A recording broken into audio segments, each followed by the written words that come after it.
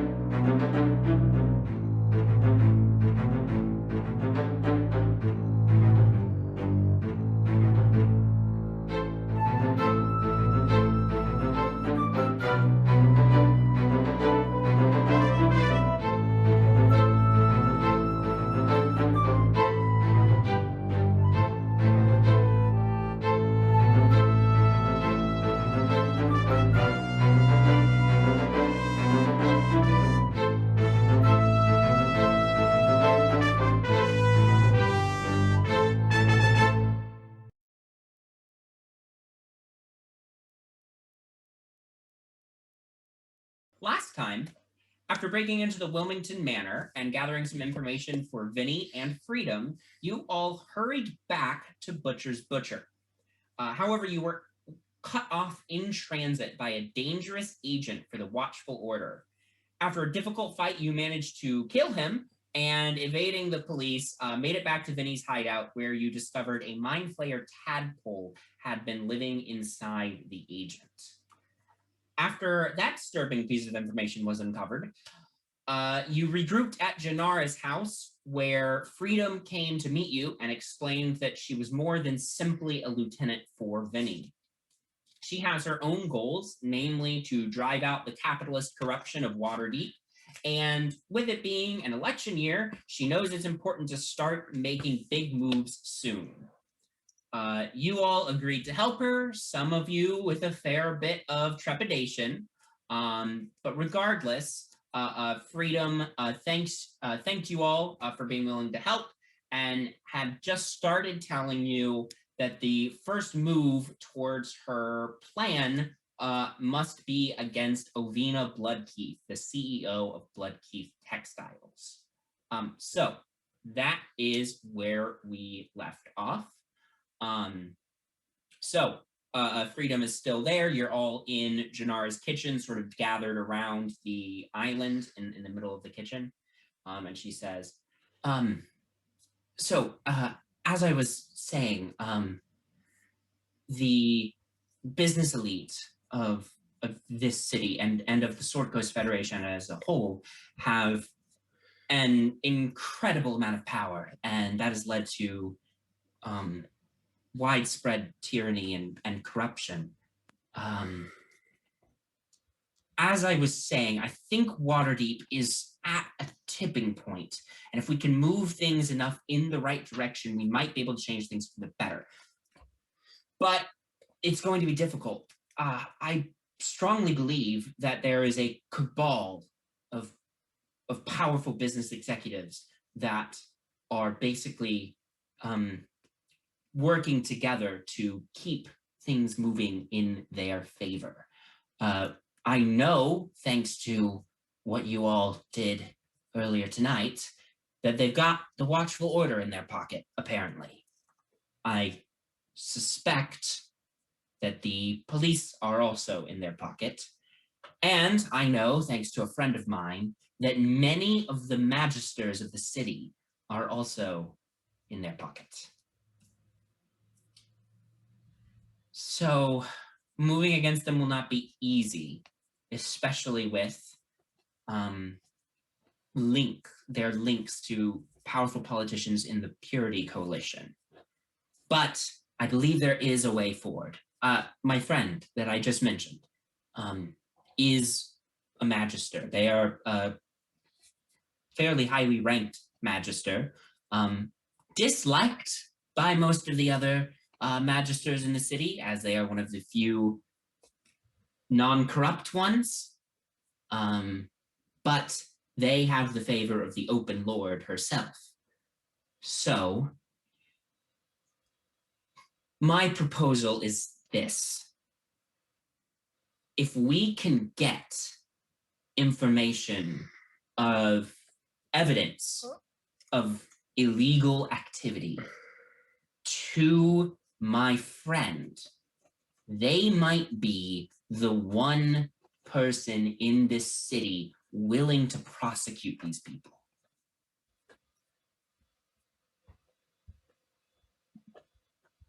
Okay. And we're going to start with Bloodkeith.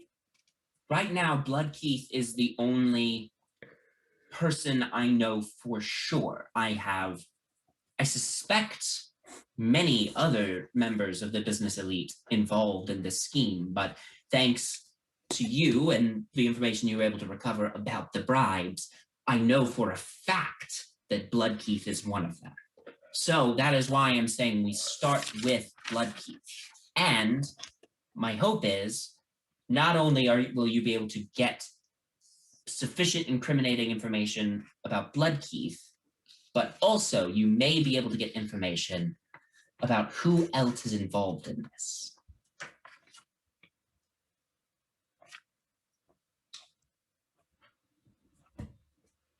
I don't want to keep going if anybody has questions or concerns for me.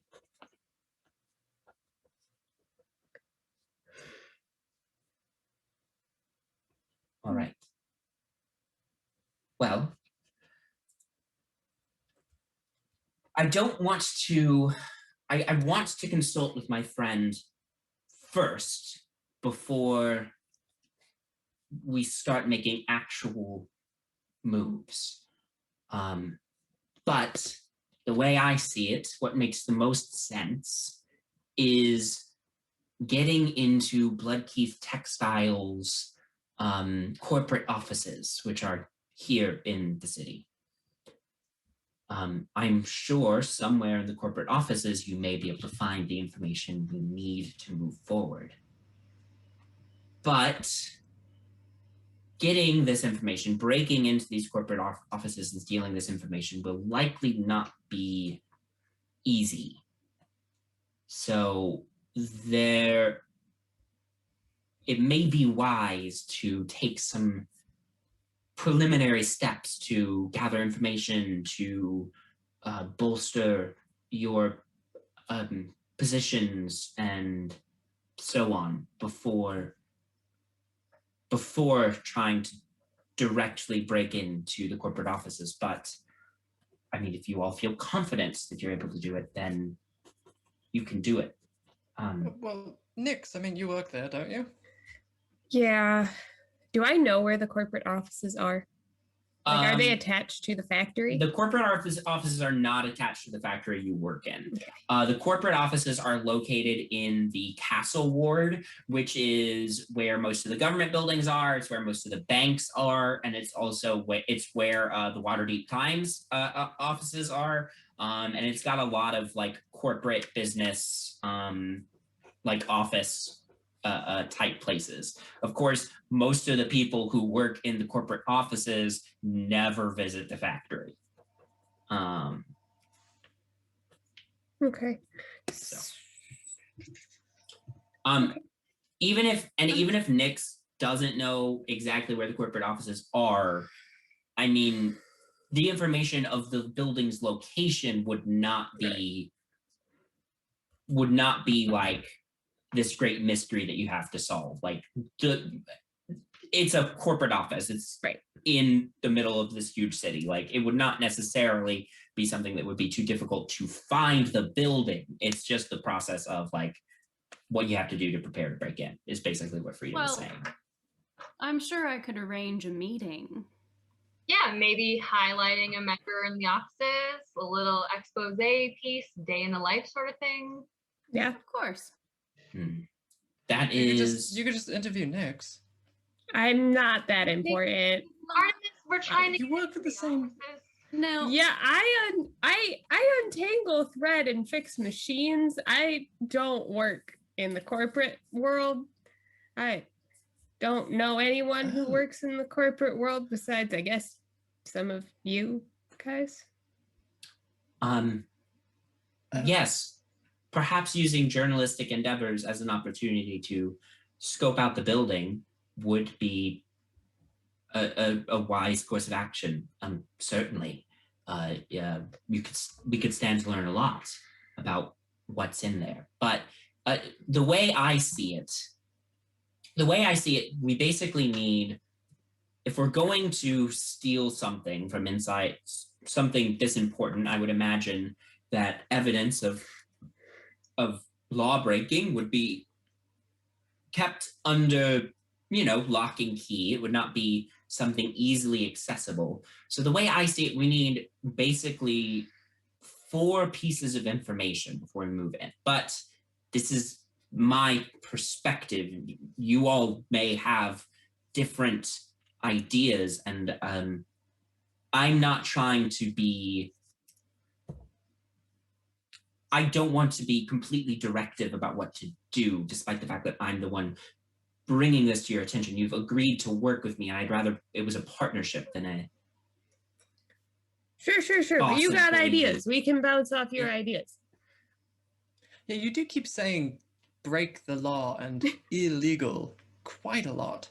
Don't listen to those words. But it's kind of hard to ignore those words. Don't listen to them. Powerful words. Well, would it really be breaking the law for you? You have the money. You can pay them off. It's not about money. It's word gets out and the family name, and it's a big old complicated thing, right? All of You've that got mass. pushed away. You were an accomplice to murder this night. I think we crossed that line. And this is coming from Penny. Listen, All of it can be pushed away. It's okay. All right, if you're so confident, then. I don't. Sure. I appreciate the support, but I don't. There's risk to this for everybody involved. But I do appreciate you all agreeing, but just be aware of there are risks moving forward. But the way I see it, you need 4 pieces of information before we can really, before we can pull this off with the highest chance of success. First of all, the building, the security for the building would be important information to obtain. Bloodkeith Textiles contracts out to a private security firm. So finding out about what the security situation in the building is would be helpful. Finding out about what staff are likely to be in the building during what times. That could help you either find a way to blend into the crowd if you try to do it during the day, or it could let you know when the building will be most empty if you try to do it at night. I mean, there's lots of different ways we could try to take this. A floor plan of the building would, of course, be incredibly helpful. This is something that could partially be achieved via Penny and Octavia going in to interview people in the building, but also all construction projects have to log floor plans with the city records. That being said, corporate private construction projects, though the floor plans have to be logged, they do not have to be readily available to the public. So if you're trying to get floor plans from the city records, there might be some convincing or sneaking in or that sort of thing to do that. And finally, I think scouting out the area around the corporate offices and seeing what you all can discover what we all can discover in terms of getaway routes. What's the situation with the nearby buildings? What's, that sort of thing. And then those are sort of the four things in terms of the building, but I do have another thing that may help. And she's like I said, she's wearing like she put on like a black overcoat, and she's worn it this whole time. And she reaches into an inside pocket of the overcoat and pulls out a letter and lays it on the table and says, "This is a letter of introduction to an acquaintance of mine, named, well, I don't know if it's I don't know if it's his real name, but the name he goes by, Snack." Snack? Snack. Like hors d'oeuvres, like... He just spells it with a single C at the end. What is an hors d'oeuvre? It's this... here, I'll tuck that one away. We'll fix that. Snack is... Wait. Hang on. Petty, you write about restaurant openings. How do you not know what hors d'oeuvres are? All right. Never said that I fancy wine restaurant. Listen, you've said that you've seen some of my pieces before. Yeah. I'm sure you've seen the types of things I've written about. I suppose that's true. I just read a lot of restaurant reviews, so She's not a critic. but Top 10 restaurant, top 10 Waterdeep restaurant restrooms that you should go to before you die. Top 10 restaurant waiting room. I never actually got into the restaurant they wanted to be. Oh, well, come with me sometime. We'll get in. No, we won't be doing that. All right. This is a letter of introduction to an acquaintance of mine named Snack, as I was saying. Snack is operates an illegal enchantment business. He, as you might imagine, getting licenses to operate magically inclined establishments is expensive and usually barred to poorer folk. Snack is a talented enchanter, but has to work illegally out of he runs a pawn shop and does enchanting on the side for people who know about the side business that he trusts. This letter of introduction will get you in the door, but I cannot guarantee that he will be willing to enchant something for you with this letter of introduction. He may need something more from you, but getting some enchantments provided to you could prove useful. His services could prove useful. Has Jannar heard of him before? Like, I feel like maybe people talking about him in the bar. Make a we'll say make a history check. Never mind. I got So, it too. Jannar hasn't heard of him before. But the reason for that may be, as Freedom starts to say, he operates out of the Undercliff ward in the neighborhoods there. So his address is on here. If you give him this letter, he'll at least talk to you. From there, it's up to you to convince him that you're deserving customers. Okay. But those are all the ideas I have. I don't know if any of you have anything. And as I said, I would prefer to wait until I've spoken with my friend in the Magister's, my Magister friend, before we move forward with anything. I just wanted to lay out the information ideas I have now. Is there a way that you can get in contact with us? Yes. Sorry, I forgot about that. She reaches into another pocket, pulls out a stone. This is a sending stone. It is magically bound to a stone that I have in my possession. And it will allow whoever holds this stone and myself to communicate with each other, send short messages to each other. I don't know who wants to hold on to this end, and she places it on the island. Well, should probably be someone with a magic license, just in case we get caught. Whoever's the most responsible. Nope, not Artemis. I mean, I send messages and stuff all the time. Like, you need to listen. I'm gonna start like reaching forward to grab it.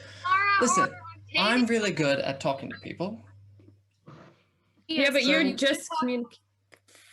Bowman is gonna take his crowbar out and slam it right before Artemis' hands, blocking him. All right, I get it. I hear the picture, or they get the message. Yep. Please don't hit me with that. I think that one of the reporters should probably have it. Not me. I'm not touching it. Sounds good. One of the reporters should have it. I'll take care of that. And Very well. should we need someone else to use it, I'm happy to hand it off. Very well. As we've been talking about, literally everything this entire conversation, like, what's the vibe from Freedom? Like, is she trustworthy? Make an insight check. Or is there another scheme that she's like trying to pull over us is basically what I'm looking for. Ooh, pretty darn good, I think. Insight for 21. She has seemed very earnest with you. You do get the sense that she is keeping some stuff close to the chest, but you get the sense that it's not sort of like, it's basically that she's just not trying to, she doesn't want to divulge every single detail of her personal experience and life and all that stuff.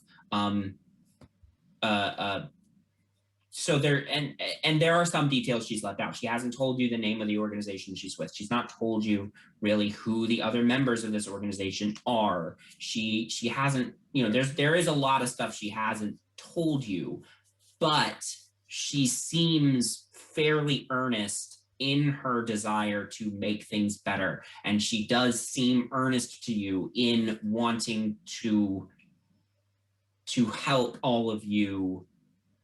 But she seems earnest in this idea of making a partnership with you to accomplish this. Great. She doesn't seem like the kind of person that's currently going to turn around and throw a dagger at me.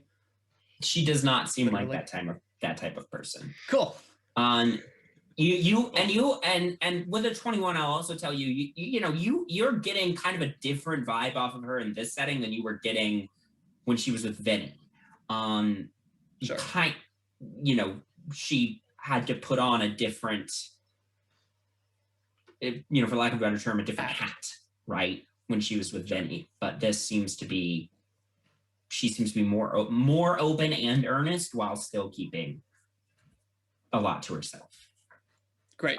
One more, if I can, while I'm looking at people. Does Penny look like the kind of person that will turn around and throw a knife at me? Make an insight check.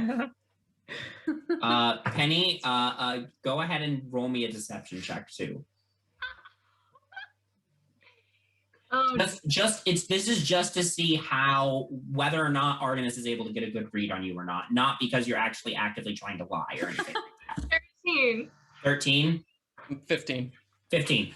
Penny, when Artemis looks at you, does he see somebody who is likely to turn around and stab him in the back at the nearest opportunity? I don't think so. Okay. There you go. Good to know. Penny would ever stab someone. Yeah, I currently knives are not my thing right now, so fair enough. That's my big concern. Yeah, I mean, and Penny, obviously correct me if anything I say here is wrong, but Artemis, you sort of get the sense that like Penny does have sort of very like strong personality, and Penny is very, very much doesn't necessarily want to be doing all of this, but sort of has this like sense that she should. Does that sound about right, Penny? So good. Okay, cool.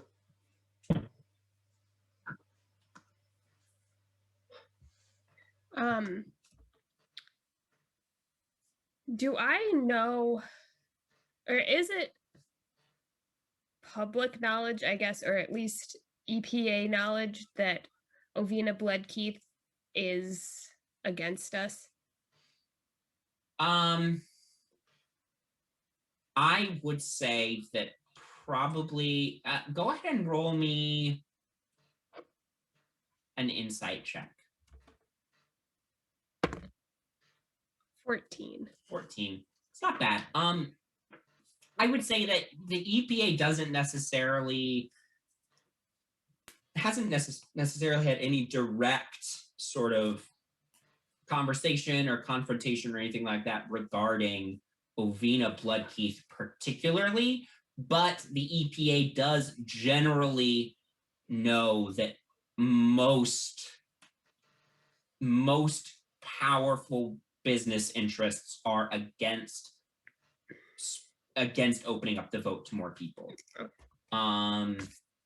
It's the EPA has this sort of understanding that it's an interesting and difficult line to walk, because on the one hand you have the people who are rich and powerful because they're business owners and they have no interest in increasing the vote, but on the other hand you have people who are rich and powerful because they're landed nobility and they are interested in increasing the right to vote. To decrease the business. Right, but as a member of the EPA, you would also know, for the most part, not out of the goodness of their hearts, but because their power has been overtaken by the power of the business interests, and they believe that by backing the right to vote, it will make them popular enough to rise to power again. And so the EPA has a very complicated relationship with the enemies of your enemies are your friends. Right. But so long way around to say, Ovina is not necessarily somebody that you in the EPA have had specific conversations about, but is somebody that, is well known as a powerful business interest, so is assumed to be aligned against the Equal Participation Association.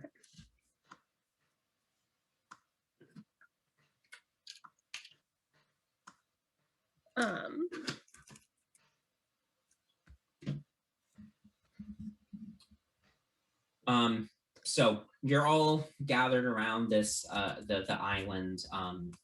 Freedom has put all this information out there.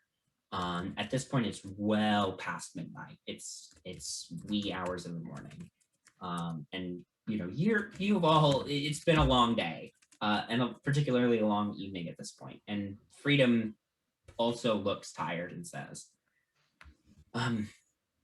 unless there's anything else, perhaps this is a good place to leave it for the evening.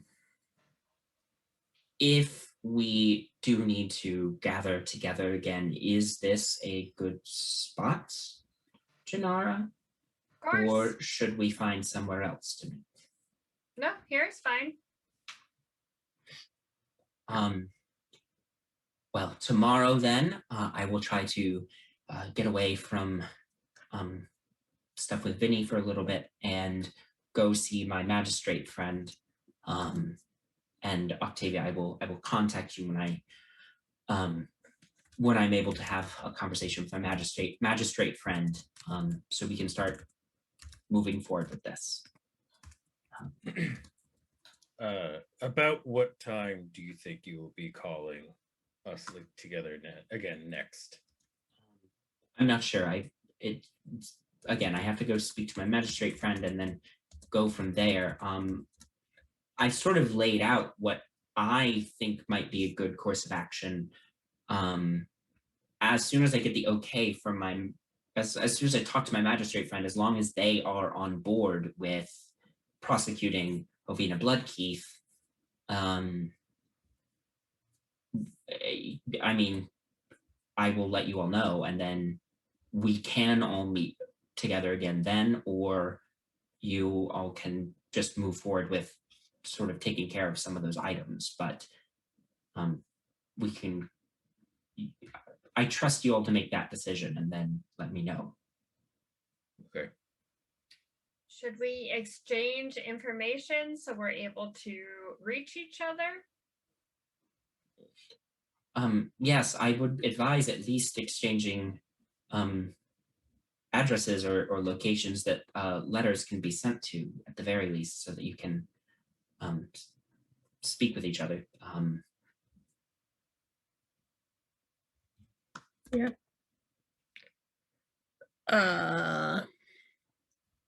I'm gonna jot down my address. Great. Yeah, I assume everybody sort of jots down their addresses and locations. What information does Bowman provide for how to get in contact with him? Dock ward. That's it. Just the coast of the dock ward. That's a really big place. Usually if you look underneath the docks, if it's warm. But if it's not, look in the boats with the lights that are turned off. You can find me usually in there. There's hundreds of boats. What can't you just give us like the number of your apartment or your house? Dock ward. You know, some Dockward's specific enough. Is there perhaps a bar you frequent, Bowman? That Is there? I don't know the name. I can't remember the name of the bar that we usually go to.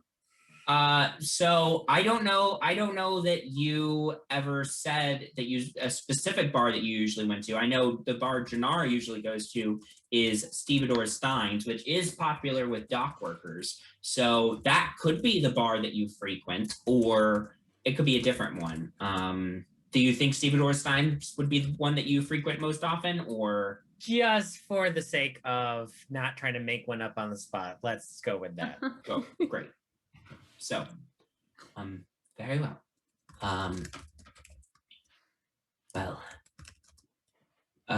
This seems like a good place to leave it for the evening. I'm going to depart. I would advise that not everybody leaves all at the same time. Spacing out your departures may be prudent. Have a good evening. You too. Thank you so much. Really appreciate it. She nods to all of you and sees herself out, leaving all of you alone with each other for a moment. If there's anything you want to discuss privately without freedom, or if not, we can skip ahead to the next day. Well, we Should still have Perhaps to we should. divvy up all the art magical items. Yes. Yes. Oh yeah. She left a crap ton of crap. behind? I don't think it's crap. How about stuff, goodies? Ben, Well, could you remind us what was there? Yes. So the items that Freedom got for you as sort of a down payment on helping her were a pair of boots of Elvenkind, a periapt of wound closure, a single dose of potion of fire giant strength, Kiatome's ointment, a drift globe, and a pearl of power. So those are the 6 items that you've got.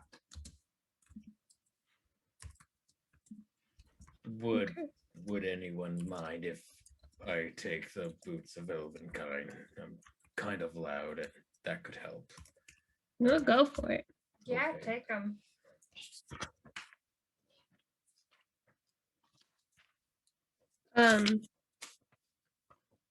Bowman, these boots are you take off your like current boots, which are old and tattered and have multiple holes in them and have basically no arch support anymore, and you put on these boots of Elvenkind, which are like, you put them on and you're like, oh, this is what shoes are supposed to feel like. Oh,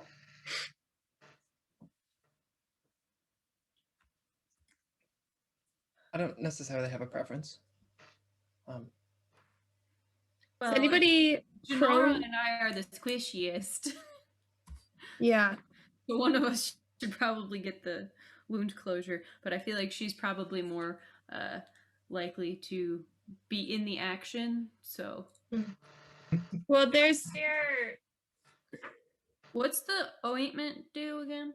it protects you from like poison and disease and stuff. The ointment also has magical healing properties. So it hold on.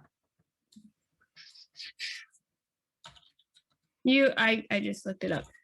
You regain 2d8 plus 2 hit points. You are no longer poisoned and you're cured of any disease. so which one would you like? And I'll take the other one. Well, I would kind of like the pearl of power or the drift globe, actually. Yeah, so the ointment, and I'll say you've got basically you've got the full amount of doses of this ointment, which is 5. So you've got 5 doses of this ointment, which heals when applied as an action, heals 2d8 plus 2 and cures hit points and diseases.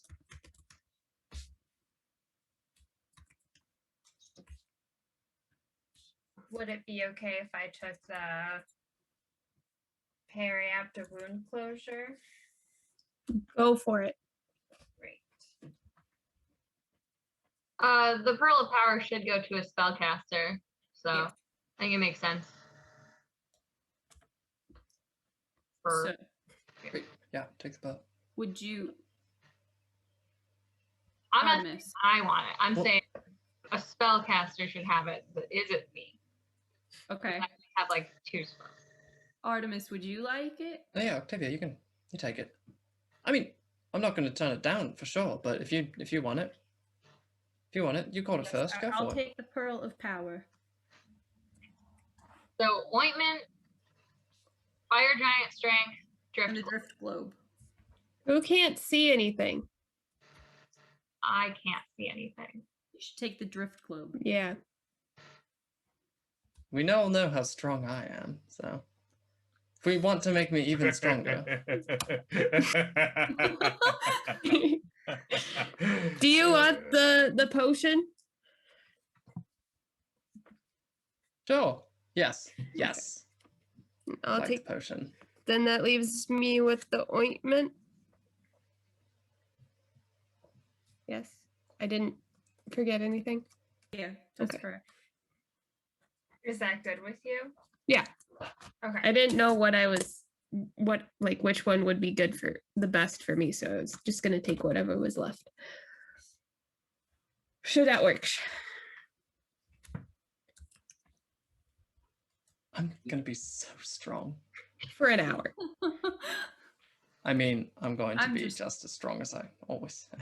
I'm very excited to see this. Tuck that away. Do you mind if I take a picture when you do?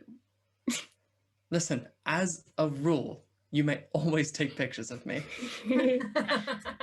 I would ask that you try to make me look good, but I understand sometimes a bad picture is possible. It's rare, but I'm man enough to admit that sometimes I don't look perfect.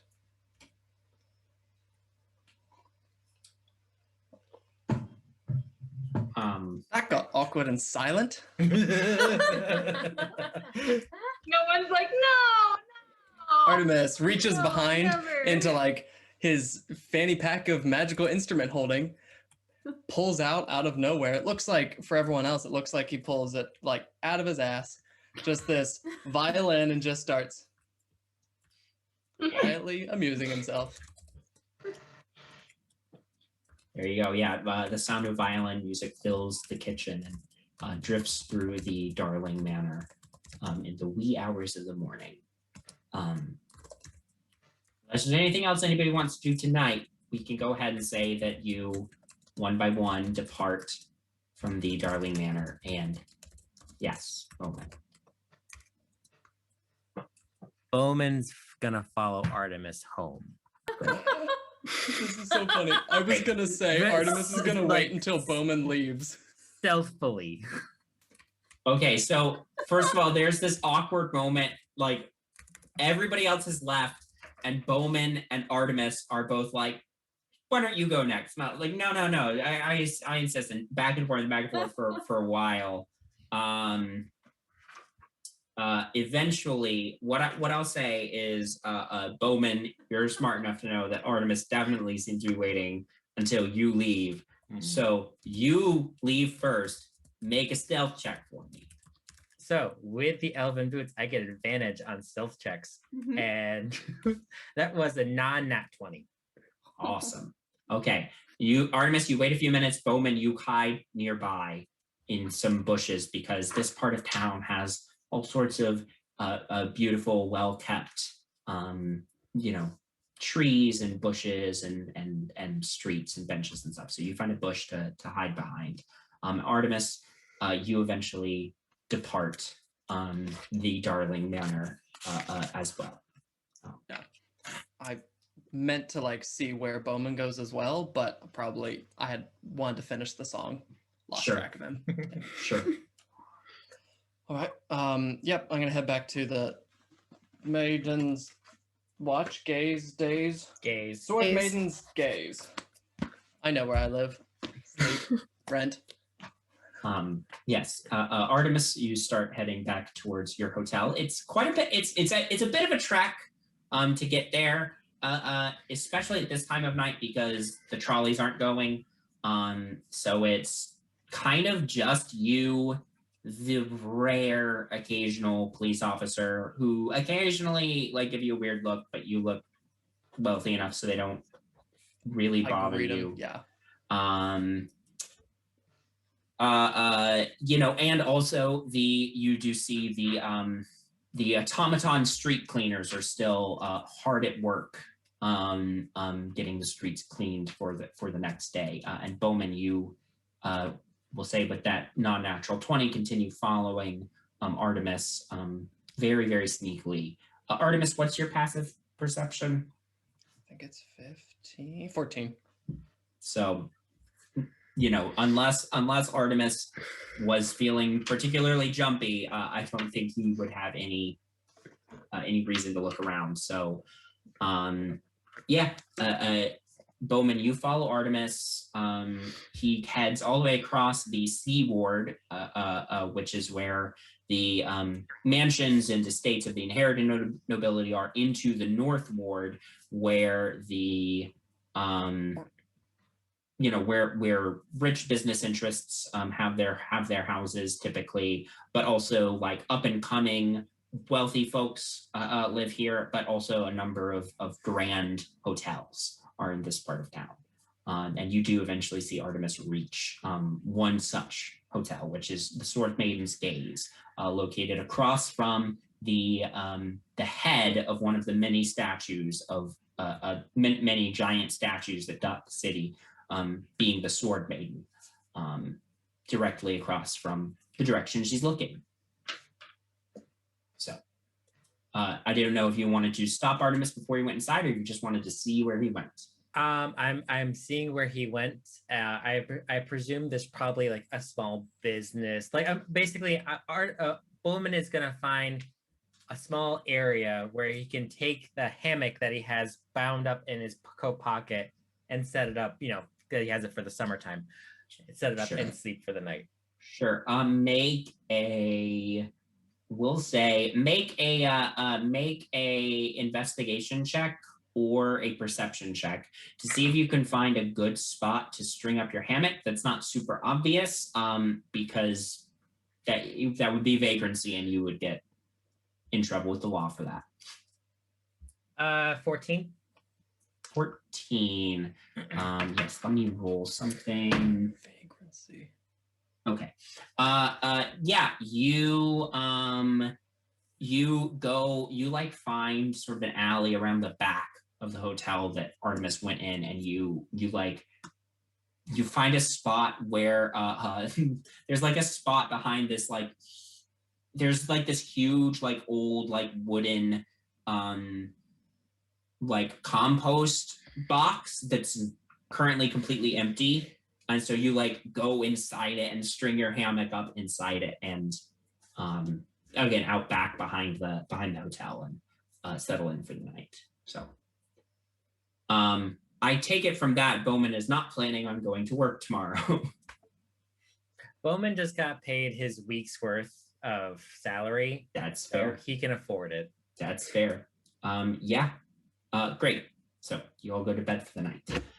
Anybody who is trying to get up at their usual time in the morning is going to suffer a point of exhaustion, which gives you disadvantage on ability checks.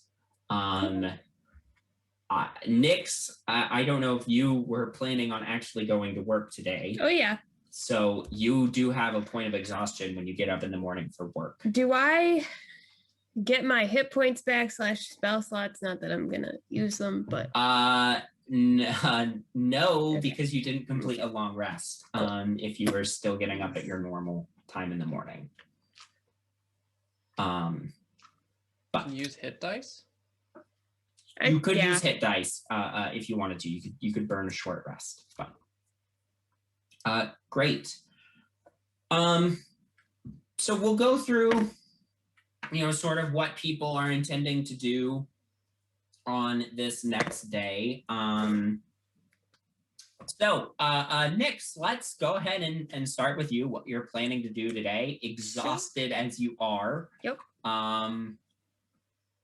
What's Nyx doing? Going to work.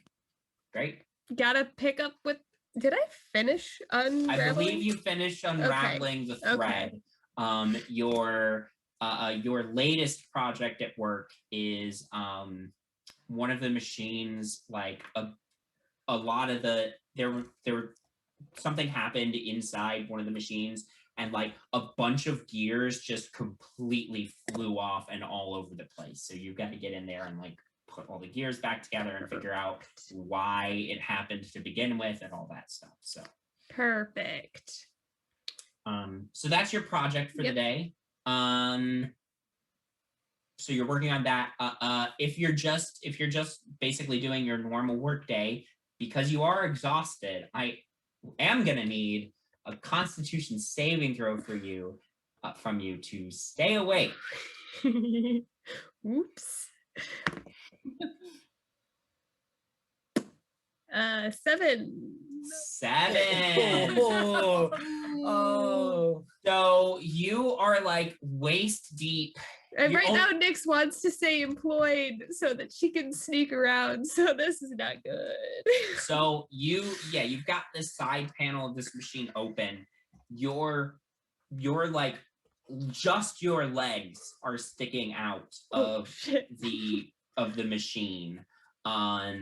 because you like climbed in there to try to like do stuff with gears, and you were like starting to doze, and you tried to keep focused and keep doing it, and you kept dozing, and eventually you just like passed out inside the machine. Again, just your legs sticking out of the machine. I'm gonna go ahead and roll to see if, number one, if anybody discovers you, and number two, who that person might be if you are discovered. So we will say, I'm gonna roll a d20.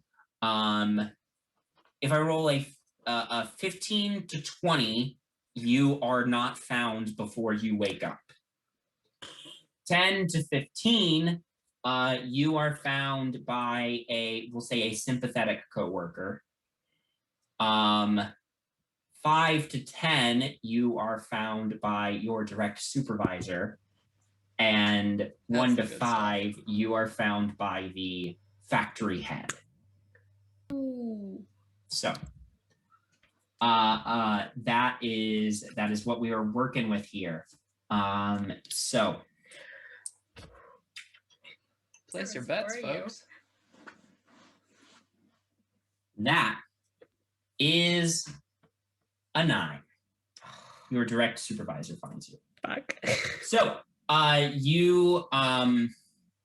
you're dozing. Suddenly you hear, Leffrey, what on earth are you doing? There's part stuck way down here. I got stuck. Make a deception check for me. I'm really good at those. 15. Insight check for Disa. All right, well, you need me to help you out of there? Yes. You feel hands grab your ankles, and with a yoink, you're pulled out by your direct supervisor. Once again, this is Disa.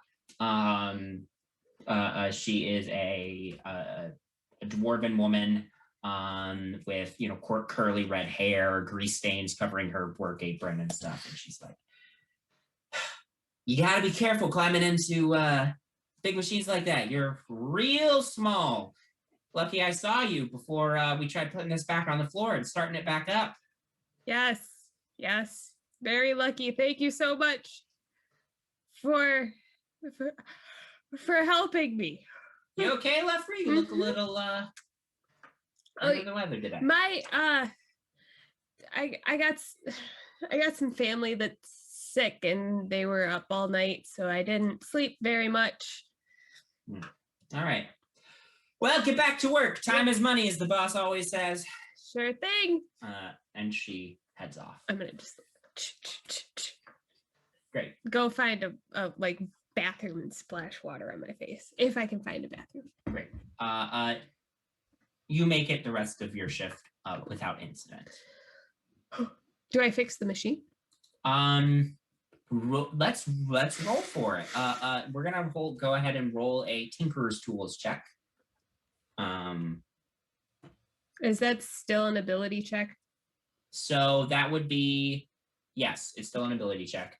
D20 plus, we'll say for this one, it would be more dexterity than intelligence. So plus dexterity plus if you're proficient in Tinkerer's Tools, proficiency. Well, I rolled a 5 and a 9, so disadvantage. So that's a 10. A 10. Unfortunately, you don't get it fully back together today. You lost some valuable time with your nap, and you're just kind of out of it and not having a hard time focusing. So you make a little bit of progress, but you don't finish working on this machine today. But at the end of your day, do you head straight home, or is there something else that you were? I kind of, I guess, during a break or something along, or maybe at the end of the day, I'm gonna start taking a route around the factory that allows me to like walk past the like factory director's office, just to like Sure. listen as I'm going, but I'm just kind of trying to make that normal for me. Gotcha. Okay.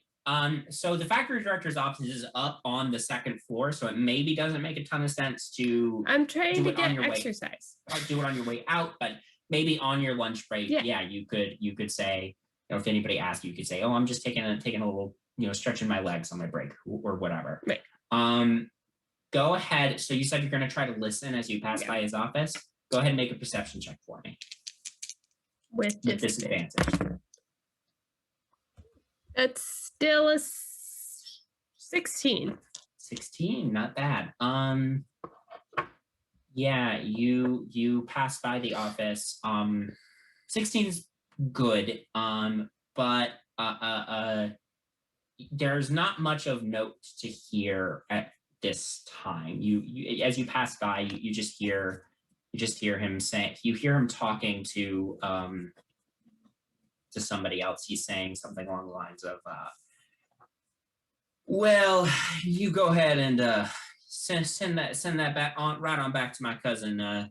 Let her know that we are right on top of our quotas this month. And that's all you hear as you sort of pass by. So Sure. Great. Anything else for Nyx? No, I'm gonna. On my way home, I'm gonna stop by.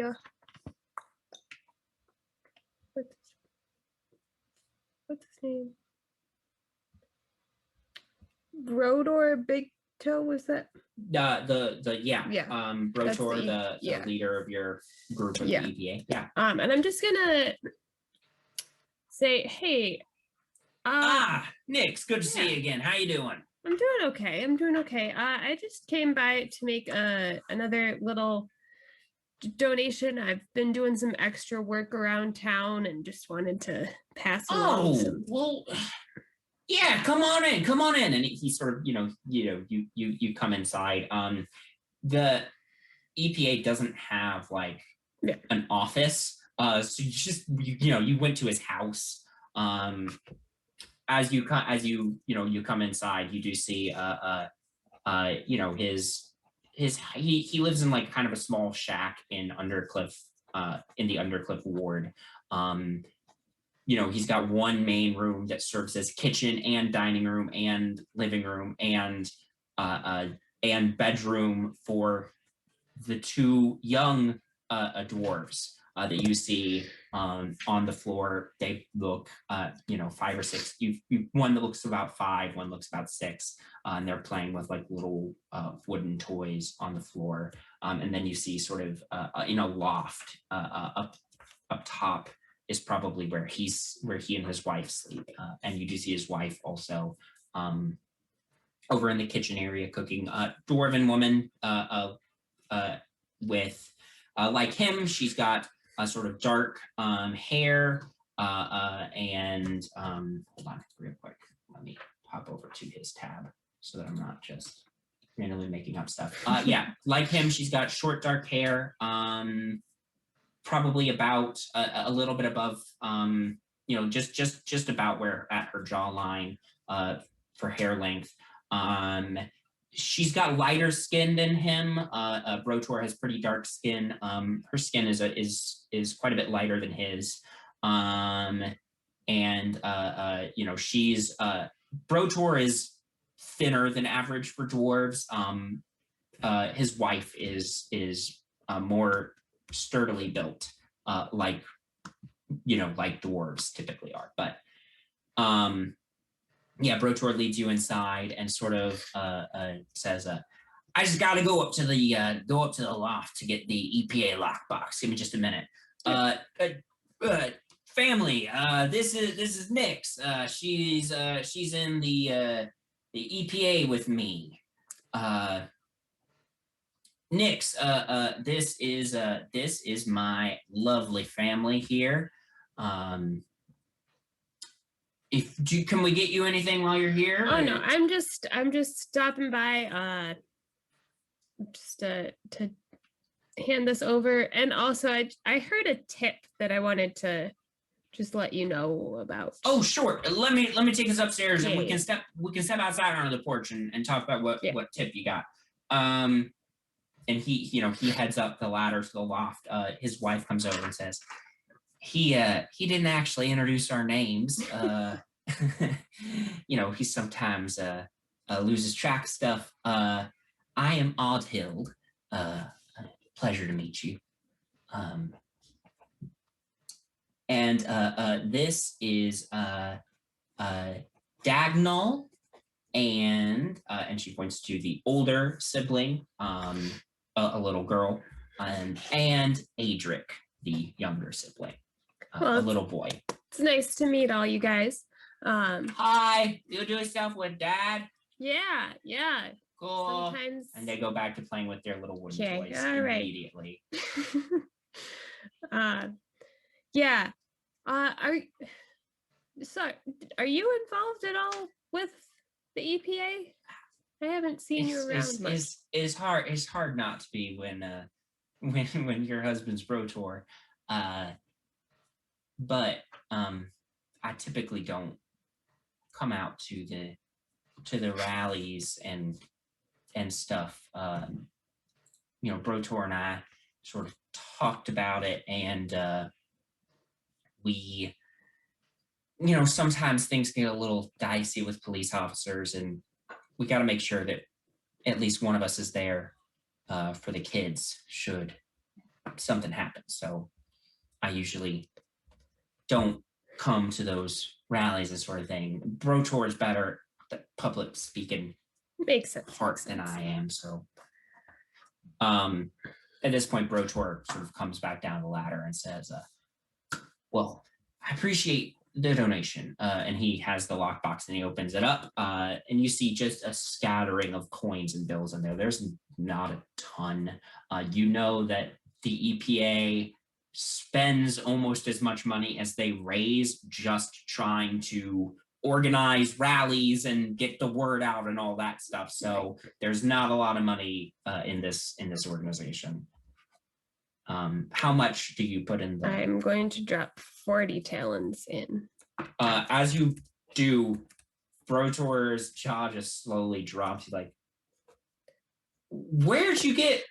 You know what? Yeah. Probably shouldn't ask. Just extra work. He closes it, locks the box back up. Honey, can you take this back upstairs? Nyx just wanted a word. And Oddhild nods and says, Faerun asked to meet you, Nyx. Nice to meet you too. You step outside onto what he calls the porch, which is just, it's barely a porch. It's like a little, little wooden landing just outside the door, but it's not, it's like 5 feet by 5 feet. Right.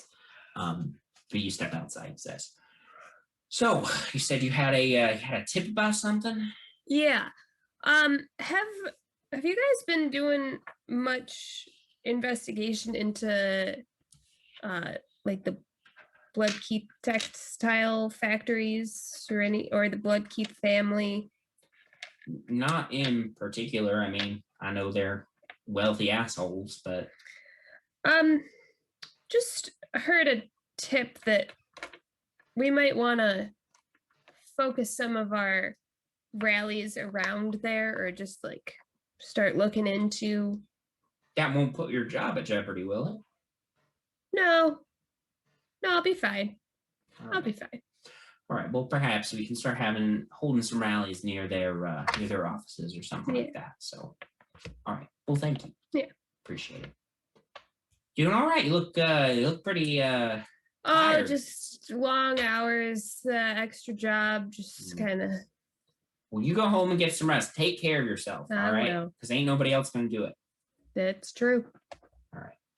You need anything, you let us know. Mm-hmm. And your folks need anything, you let us know. Okay? Yeah, I know. All right. Thanks. You say goodbye and go home. Anything else for Nyx? I don't think so. Okay. Great. So we'll go from there to let's pop over to Janara's house. So Janara, in the morning, you get up late so that you could fully recover from the previous night. But as you're starting to get ready for your day, for whatever plans you might have had for the day, you do hear Joyce actually comes in and gets you and says, "Excuse me, you've got a visitor. It's Mr. Davis again." Oh, okay. And you go into the sitting room, where you find your neighbor, Herb Davis. Herb Davis is a wealthy human man in his 40s. He is wearing a very nice suit with long coattails, a little bit tight around the middle, and he's got impressive mutton chops. Like, they stick out to here on him. Very well groomed and maintained, and his hair's brown. The top of his head, his hair's thinning a little bit. Where did it all go? Maybe into his mutton chops. Who knows? But this is Herb Davis, your neighbor, who is also a member of the People's Vote Coalition in the government. And he's fairly high ranking within the People's Vote Coalition. Okay. So he gets up and he says, so good to see you. So good to see you, Janara. How you doing? Not bad. Can I get you a drink, Herb? No, I'm just stopping by real quick, don't need to make anything of it. Okay. I just wanted to stop by. Joyce told me that your folks are still out of town on their adventures. Yes, they are. So I was wondering if you would do me the courtesy of attending the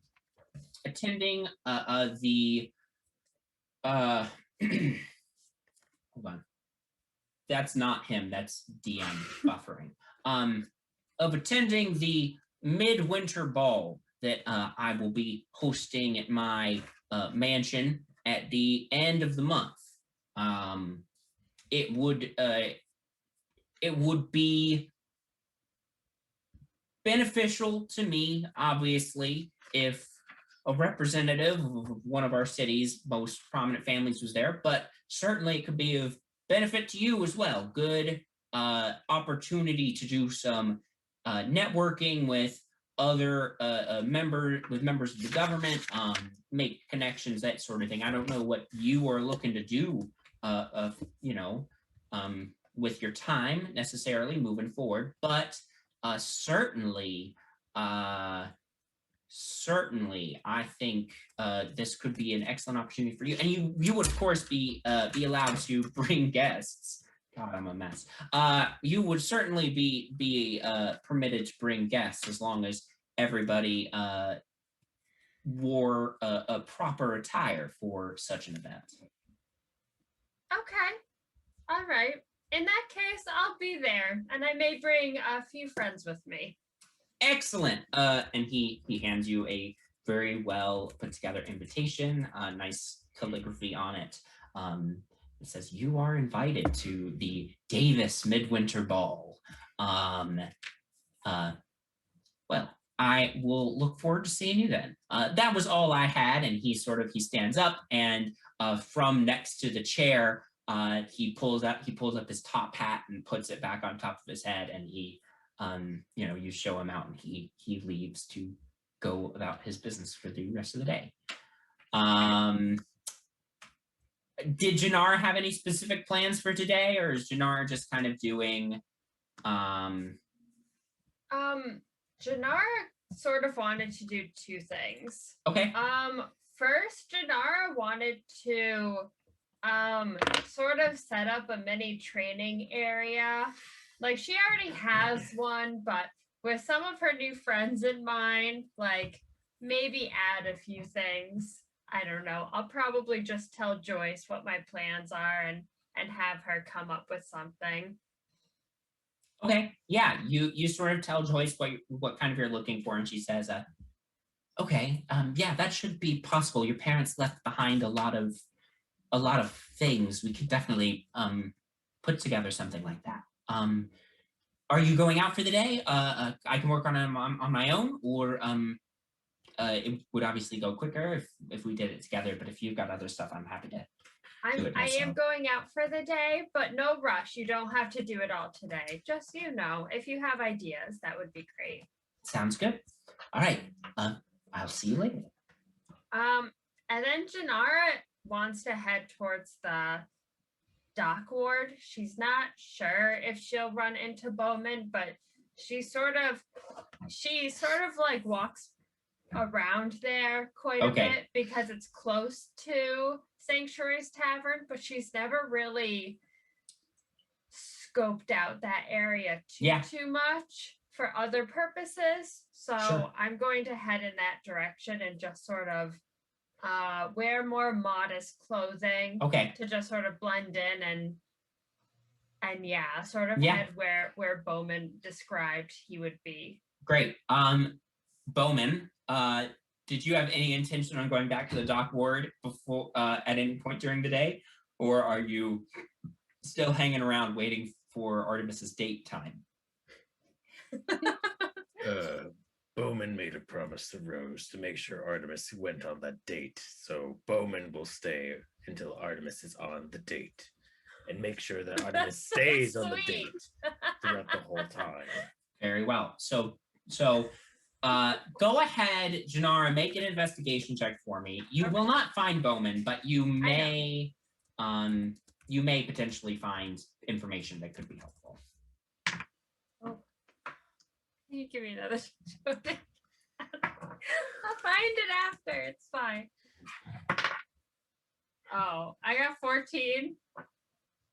14. 14 is unfortunately not going to be good enough. Bowman doesn't connect with a ton of people. So I feel like you would have had to roll you would have had to roll higher to sort of connect with people who might know more about where Bowman could be found.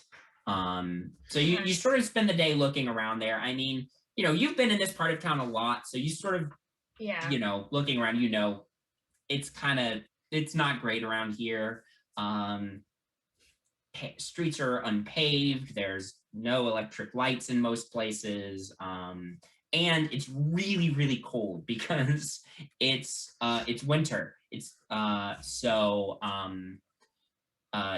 it's sort of, the people seem, it's like particularly cold today.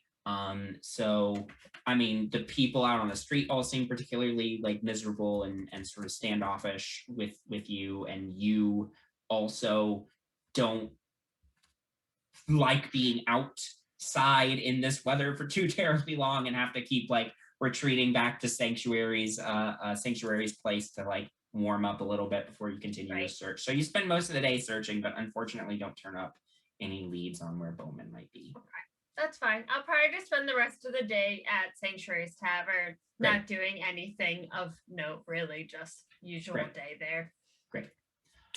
Awesome. Okay. So Octavia and Penny, do you think the two of you would be working together on your case today? No, Penny's gonna work. Penny's definitely planning on going to work. Okay. So Penny, you go to work. Octavia, what are you doing today then? So I'm still gonna go to work, but not until later in the day, so I can get a good full rest in. Okay. But I'm going to spend my day trying to get in contact with Ovina Bloodkeep's people and see if I can try to set up a meeting. Okay. Under the guise of I'm writing a human interest piece on her life, and people would like to know about how she has become so successful. Okay. Sure. So I guess the way we'll do this is go ahead and make me a persuasion check. I think this would be. Okay. 16.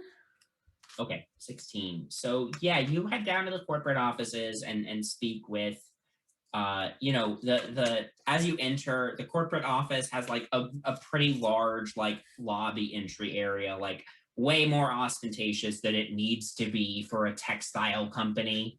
But you go up to the front desk at this place and you speak to the receptionist and sort of explain all of that. And she says, I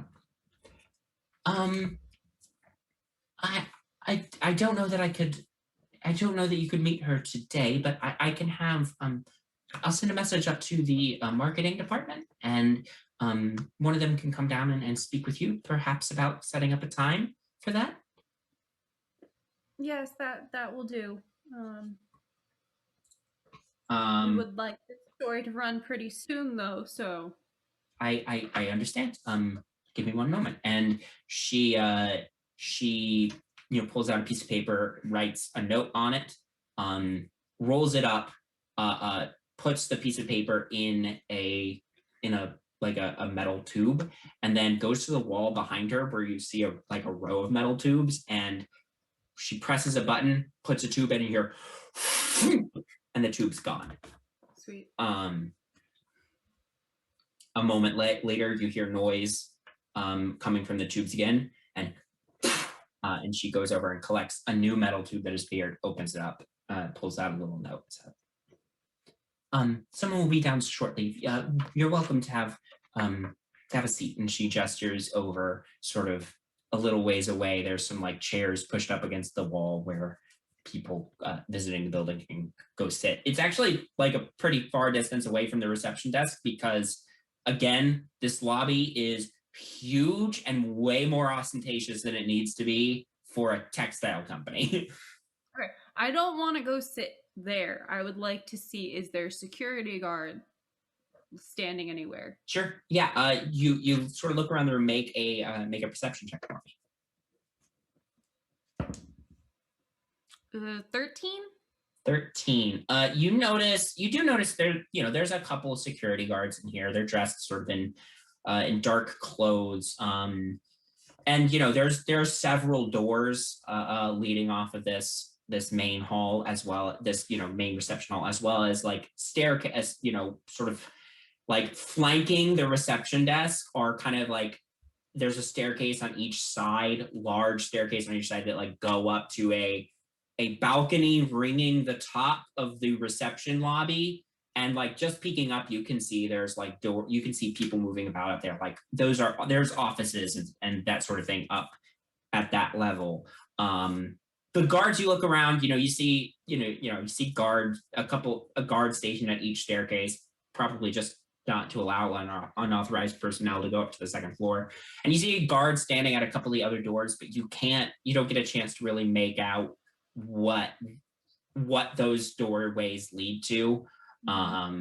With you look around and you're like, I can't really get a good check on what's going on with that area without it being super obvious. But okay, are any of these guards like young, sort of Octavia's age? Let's make a luck check. Let's say you do want somebody to be around your age. Yes. Okay. Let's say then 15 or higher is going to be good. Okay. We got, it's just a straight roll. Just a straight roll. Yeah, there's not. Yeah, I got an 8. Unfortunately, most of the guards look to be a little bit older. Also, many of them do look like dwarves. There are a handful of human guards, but most of the guards are dwarves. Okay. But I am still going to go up to one of them. Let's say one of the humans. Okay. For the height thing, because Octavia's pretty tall. Sure. I don't want to intimidate the dwarves. Um, Kit, I would like to. I'm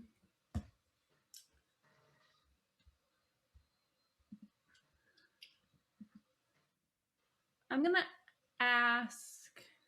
So, how long have you been working here? Yeah, so you approach one of the human guards. Will say, this is a human man.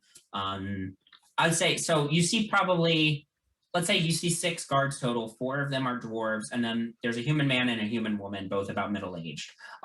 Human man, he's got sort of steel gray hair and a steel walrus mustache. And he looks fairly, he looks fairly fit for a probably about 40-year-old man. So you go over to him, you ask that, and he says, been working here. Well, I don't work directly for. Been working in this building for about 10 years. Oh, that's nice. This is my first time in here. I'm just trying to get like a lay of the land. I'm a reporter. I'm trying to do a story on Miss Bloodkeef. Ah, I see. You ever met her? In passing, a couple times.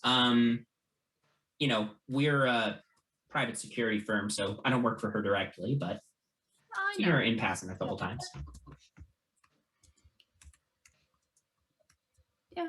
So you're always just working in this building though? Like I thought private security you might like move around a bit. Make a persuasion check for me. Okay. Ooh, that's better. Non-natural 20. Very nice. Yeah, I mean, sometimes move around to different buildings, but I've been stationed in this one particularly for about the last 10 years. The company sort of started moving in more of a direction of each person that we subcontract out to really having the group of people working there being sort of specialists on that location. So that changed over a little over 10 years ago, and I've mostly been working in this building for the last 10 years, unless there's little things here or there that need done elsewhere. Of course, that makes sense. It's probably easier to guard what you know. Yeah, no, that was the company's logic, and seemed to have been working out pretty well so far. So okay.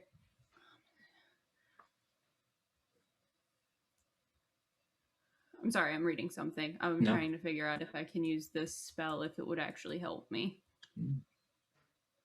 Are you gonna charm him? I was thinking about it. Charm the dill. Hey.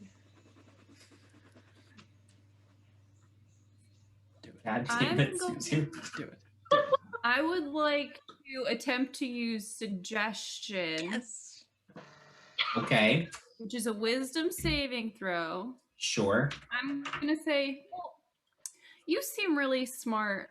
Would you be willing to like show me around, maybe like what you do,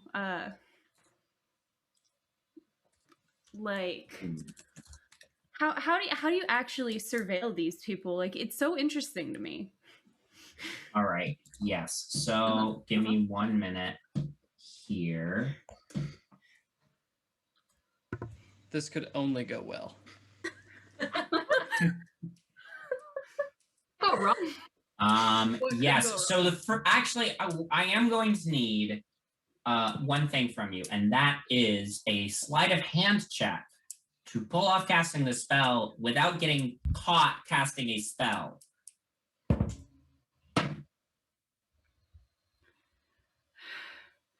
11.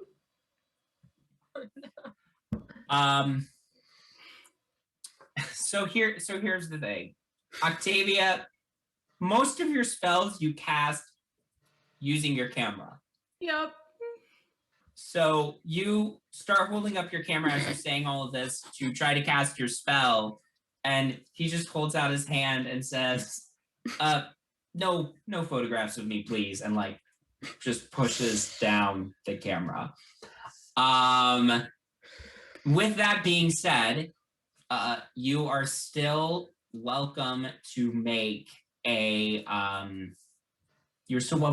persuasion check to just attempt to get him to do this of his own volition. We're gonna try that. 16? 16, not bad. Let's see how charmed he is by you in the traditional sense, not the magical sense. Well, I probably shouldn't tell you too much, but you're a reporter. You seem like you seem trustworthy enough. Yeah, I mean, at his job. Has he come across many reporters? I'm not. I can't tell you. I'm not going to tell you everything that we have going on in this building. But one thing that I think is pretty cool, a nice little security feature that we got here is the Ovina Bloodkeith paid extra to have a special night security come in. That night security being a troll that we release here in the lobby at night. Isn't that dangerous? Not if you know how to handle a troll. And are you capable of handling trolls? I've heard horror stories of them mauling people. He stretches and not so subtly flexes as he does so and says, "Yeah, I can handle a troll." That's mighty impressive. I myself have been trying to learn a little bit of fight just for self-defense reasons. At this point, somebody comes down the stairs. This is a dwarf woman coming down the stairs. She comes over to you. She's got blonde hair pulled back in like a very tight bun, wearing professional business attire. She comes over to you and says, "Hello, I am Eridred Bloodkeith. I hear you would like to arrange a meeting opportunity with the CEO of the company, correct?" Yes, that is correct. All right. If you will just follow me this way up to my office, and we can arrange a time to do so. Excellent. And I'm gonna say to the guard as I leave, thank you so much for your time. It was lovely talking to you. You're very welcome, miss. As you're walking up, the person you're with says, he wasn't bothering you, was he? Oh, no, not at all. Okay, very well. Right this way. And she leads you up the stairs and sort of around one side of this sort of balcony overlooking the lobby, and opens a door to her office and lets you in. It's a very nice looking office. She's got a nice desk with a name plaque at the front. And she says, "Can I offer you anything to drink?" A water would be lovely. Thank There you. And there's sort of like a shelving unit behind her desk, and there's sort of a pitcher of water, and she pours you a glass and hands it to you.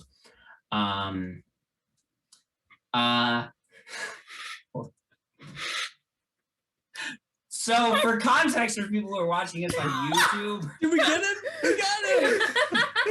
We got him! the Zoom chat is absolutely going bonkers about this man. What is his name? I am really trying not to break. His name's Brian. Yes! Brian! No! Why do you use my dad's name? Why did I you didn't- use my dad's name? I did not intentionally use any dad's name. I've got a list of names next to me. That's the first one I saw.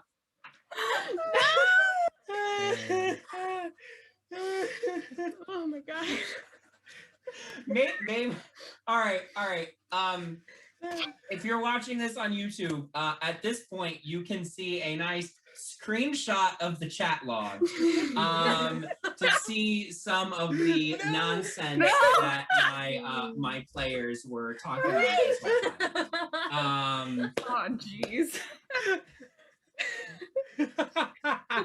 Okay. Crying. It's not gonna stop, just so you know. I know, but boy, that was wild. Anyway. Okay. Anyway, you sat down with this woman and have a conversation with her about setting up when you can do the meeting.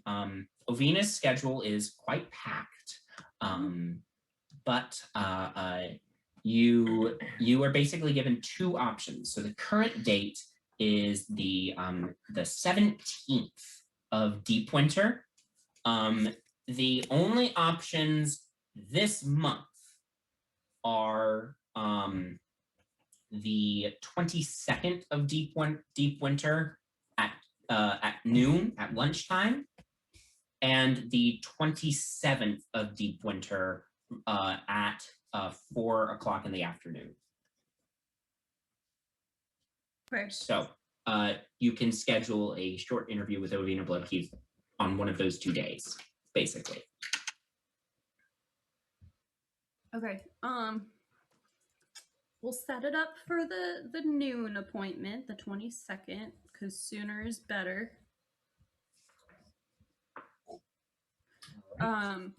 I would also like to ask of this woman. So, I couldn't help but notice your last name is Bloodkeith too. How are you related to Ovina? Distant cousin. Oh, okay.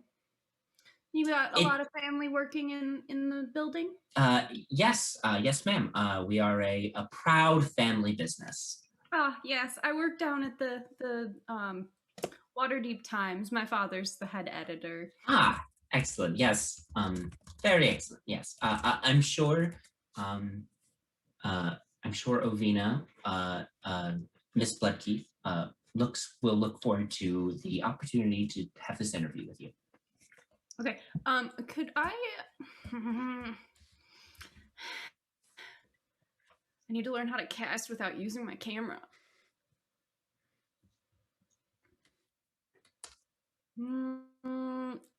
Okay, I'm going to ask her. Would you be all right if I took your photo for the paper? You've been so helpful, and I'm sure we'd love to learn more about you. Make a persuasion check. Okay.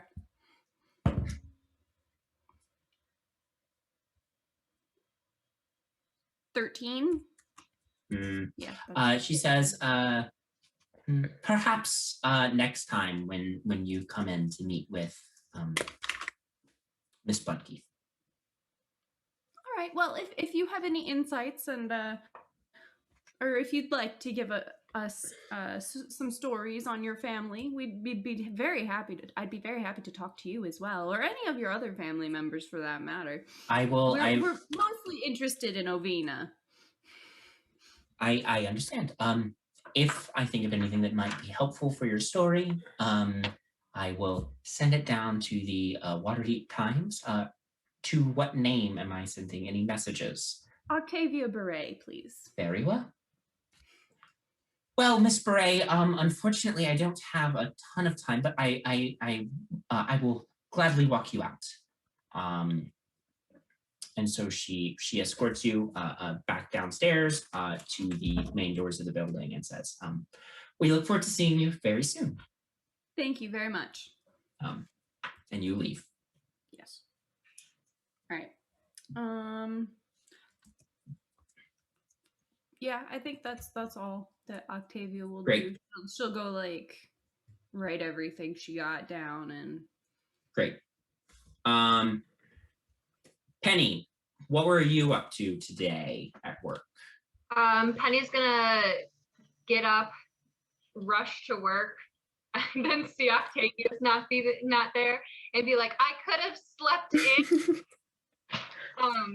And then because she isn't there, she is interested in following up, because so last time she was in the dock ward and she was interviewing people about the properties that were bought up. I want to see if I can go over there and take a look at some of the buildings that were bought out and see if I can like peek inside a little bit, like just walking around them. Okay.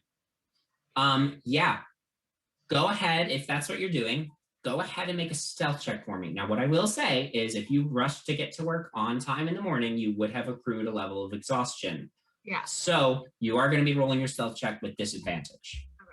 Okay. But go ahead and roll for me. All right, 15. Oh no, that fell. I literally just lost my dice. Oh no. Oh, Shoot. Oh, I found it. I understand. Okay. So that last one was a 5. Okay. 5. Peeking in the windows and looking around. Right. I'm not trying to like get inside. No, right. Yeah, you are yeah, you go to the area where a lot of these buildings were bought up, and it's eerie. There's no one like out on the street around here because nobody lives here anymore. So you're kind of wandering around, not really there's just no one to interact with. But you're like, okay, I should be fine. So you go over to one of the buildings, you find a window, and you peek inside. As you look at the building, go ahead and make a perception check for me. 11. 11. You don't see much aside from a single person who turns and locks eyes with you as soon as you look in the window. What does Penny do? What does the person look like? Oh my God. The person in question, strangely enough, kind of looks a little bit like Octavia. Oh, I hate that. An elven woman, long dark hair. She is wearing sort of she is, based on her long pointed ears, she's full elven. She's got long dark hair in a tight braid. And she is wearing like leather armor. And she turns and looks and locks eyes with you. What did you get on your perception check again? 11. 11? Okay, so that's basically what you get. She locks eyes with you. Is the room that I see, is it just entirely like empty, or is there anything inside? You don't really catch anything else aside from this person looking at you with similar facial features to Octavia, as you lock eyes with her. Okay. And she does not look happy based on the expression on her face, seeing you looking in through the window. I'm gonna die. Okay. I'm gonna wave and say, can you help me real quick? Do you have time to help me real quick? Yeah, you like knock on the window and you say those things. Make a deception check for me with disadvantage because you are exhausted. Oh no. 4. She sneers at you and you like try to get a quick look at the room real quick in this last moment. You see a handful of other people. Looks like they're like making like alterations to the room, like construction alterations to the room. But before you can get a good look at any of that, a wand comes out and darkness. You don't see anything in the window anymore. Okay. Never mind. Just go about. I'll just go wander in the streets, I guess. Thanks. No, that's that. Okay. Great. Last but not least, we do have Bowman and Artemis. Bowman, you were waiting around to make sure that Artemis goes on his date that evening. Artemis, do you do anything really during the day before that time? Okay, so what would Artemis get up to during the day? Funnily, he also is going to go to the docks in search of someone who looks like Bowman. So Bowman, you see Artemis leaving the hotel probably about mid-morning because he slept in. Oh yeah. Bowman, what do you do at this point? You see Artemis just leaving the hotel. So as he leaves, I actually stop him and I go, So what are we doing to prepare for our date today? Oh my! You can't sneak up on me like that. You are not allowed to wear those boots. Sorry, they're very uncomfortable. Yeah, they seem like a bit of an upgrade from your last ones. They seem to be well loved.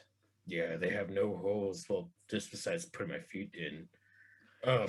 Yeah, those are normal Anyways. though. So Anyways, Rose is expecting you this evening, and you Rose. Oh yes, yes, Lady Wilmington. Right, Miss you Wilmington. didn't Yes. forget, did you? Of course, I didn't forget. Okay. Where are you going now? Well, I was gonna go find you, but here you are, sneaking up on me. Yep. Are we close enough to where Bowman spent the night that I might be able to like see it, or So, did I walk away? Bowman slept like behind the hotel. I figured I kind of imagined that when he got up, he went around to like the street so that he could keep an eye on the door. Bowman also probably detached his hammocks to basically remove any evidence of him actually sleeping. So That's smart. Artemis, not that smart. Right. All right. Well, since you're here, that's nice. Do have a bit of business to attend to first. Why don't you come with me? That'd be good. I promised Rose that you would go on a date, so I have to make sure that you do it. So I have no other choice. Oh, now this will be fun. Yes. Come on. You and me hitting the town. Right.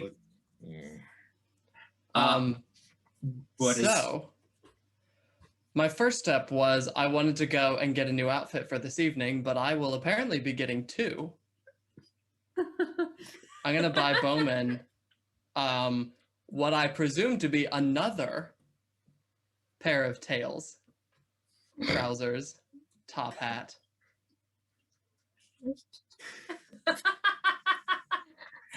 So you go to my favorite tailor.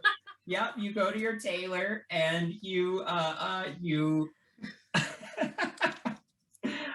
yes, you go to your tailor to get a nice set of clothes, a new set of clothes for yourself and a set of clothes for Bowman, which would be for the fancy clothes, a full set is going to be it's usually like 20 GP. Yeah, clothes fine. That's what we're looking for. 2 sets of clothes. You're not getting any special alterations to this, are you? Aside from just nice clothes. So each set is 15 talents. So it would be a total of 30 talents, which is basically I is to sweet talk my favorite tailor. make a persuasion check. I'm for looking me. to make sure that this my new friend here, Mr. Bowman. It's is just new to Bowman. town. Just Bowman. Oh, Bowman. His mother was very simple. Yeah, Is new to town and coming under my wing and needs to wear some of the finest. And I thought, well, that's what I go, except here. this is solely for camouflage, so I don't get, sore thumb. That's what you have to tell yourself. Persuasion, Yes. 19. 19. Very good. Well, Master Brightshield, you've been very consistent in your business here. As a favor to you, I'll provide a suit for your friend here for no additional cost. One time deal. Oh, One time deal. now that is too much. You are too kind. I'm going to tip him a little extra this time. Great. So it's 15 each, you said? 15 each, but the price of one has been taken away, so 15 talents for just the one outfit. I'll throw him 20. Great. You're too kind, Master Brightshield. And then Will I take care of my own? he goes about preparing a suit for Bowman and a suit for Artemis, which takes quite a bit of time because he has to custom tailor 2 suits with tails. Artemis, what does your newest addition to your wardrobe look like? This one is going to be a crushed green velvet. All nice forest green. Yeah, I already have a nice gold brocade vest that I want to wear with it. Something nice to mark the occasion. And I'll pick up some nice lilies on a vendor on my way to. Oh, I need to decide where this is going to happen. Is there like a upper side of moderate restaurant that I know? Yeah, you would definitely know of quite a few restaurants. Before we get to that, what does Bowman's suit look like, Bowman? It has to be a nice suit because that is what Artemis is acquiring for you. But it does. Okay, I will ask Artemis. Does Bowman have a choice of what he's looking like? Because Artemis is paying for it. That's a good question. Within reason. If I think if Artemis thinks what you are picking out is too drab and boring, he'll override. But like, no, pick of all these different fabrics. He has them all. It's fantastic. Is this a rental or is this for keeps? No, this is yours. This is something this is what you can pull it out when you find your own rose. Then you can or Ross. That garden has withered away many years ago. Oh. Bowman turns to the tailor and says, I just a black suit, but on the inside, on the left side, coat front pocket, can you embroider a purple dragon? A little Cormyrean pride, I see, sir. Very well. He begins preparing the suit for you. Cormyrean? He didn't have to do that for me. I do nothing. I owe you nothing. What? We've got a... That's just for you then. We'll just... How long is this gonna take? It takes a while. Luckily, I have other errands to run. Come along. Yeah. Oh, God. So while he takes your measurements, and then while he's preparing the actual suits, you go off to run the rest of your errands. You go to a flower shop to buy some flowers, with the intention of buying. I'm gonna send word to the Wilmington house that I will be there at 7:30 to Okay. pick up Miss Wilmington. Great. Yes, Evening. you send a message via courier. Yes, you go to a flower shop, buy some flowers. We will say it's very cheap to buy flowers. Roses. Buy roses. He already said he's buying lilies. No, that's not her Yeah, it's gonna be name. Lilies. That's Bowman's thing with her.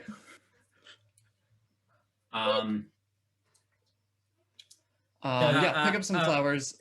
Great. Bowman buys one rose. Right.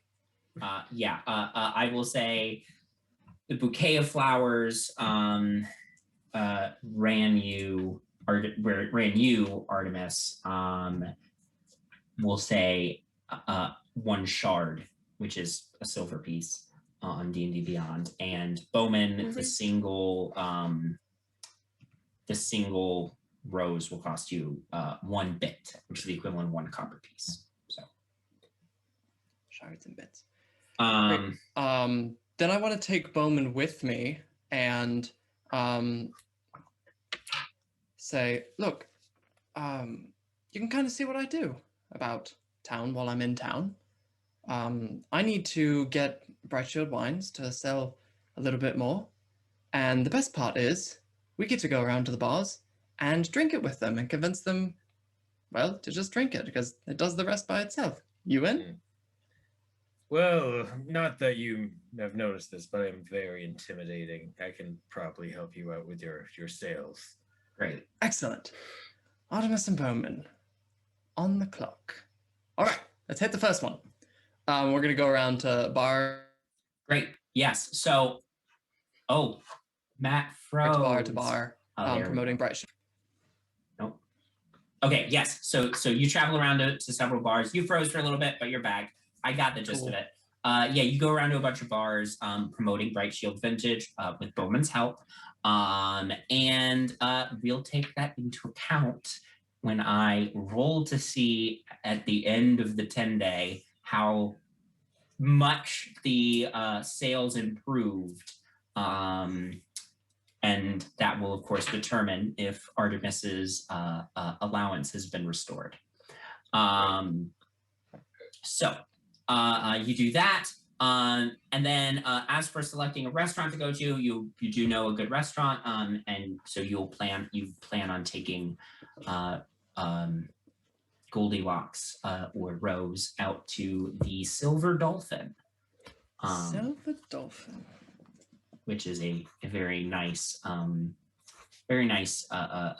restaurant, sort of located over in Castle Ward, overlooking the sea. So, Do they sell Bright Shield Vintage? yes. Great. Jesus. Let me Yes. just order my own wine. Oh my god. Listen, he thinks that's a good move.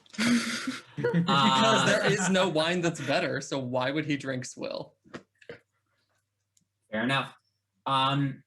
You retrieve your suits, change into your suits. Bowman, you look Bowman. incredible. How does Bowman feel about being in a suit? Tight. Very Yeah. tight. Listen, you're fashion forward. Let's talk about my tight pants. Now you have some of your own.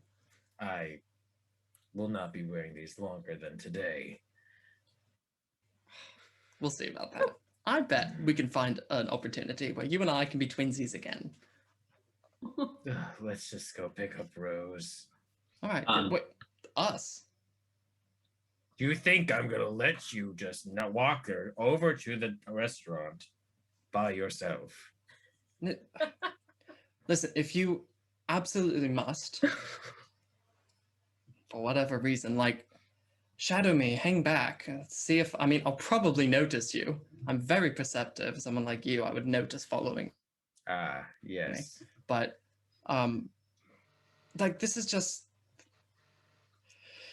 this is my thing, and I need to handle it. Okay.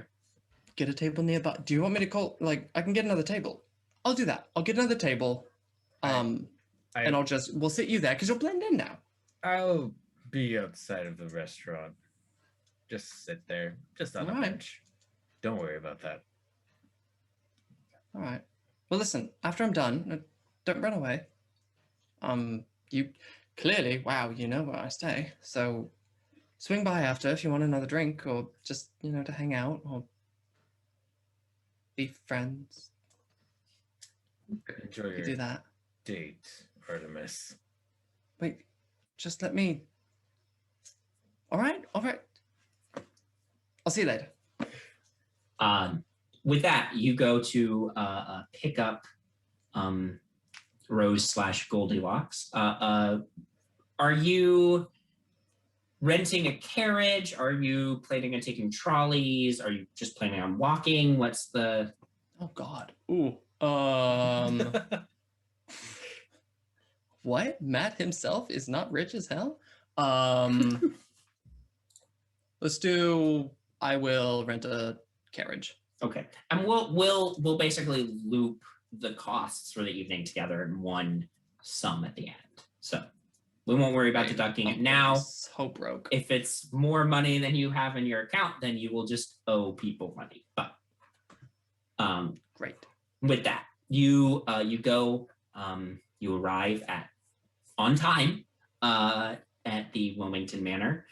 You see Mr. Wilmington sees his daughter to the front door. He doesn't go down to the gate where you are waiting for her. But you see Mr. Wilmington and Goldilocks Wilmington exchange a few words. You don't make a perception check for me. Oh, I would greet Mr. Wilmington. Oh, so you stride up to go meet them, but make a perception check as you go to hear what they're saying. Receive. Ooh, not the best. Gotta get to my perception. My perception is 9. 9. Not very good. So you only catch one thing as you get real close from Goldilocks, which is, "Father, I'm an adult." And then Mr. Wilmington turns as you approach and says, "So, you're the gentleman taking my daughter out for the evening?" Mr. Wilmington, yes. So kind to meet you. I'm Artemis Brightshield. Shake his hand. Yeah, you shake hands. Very firm handshake.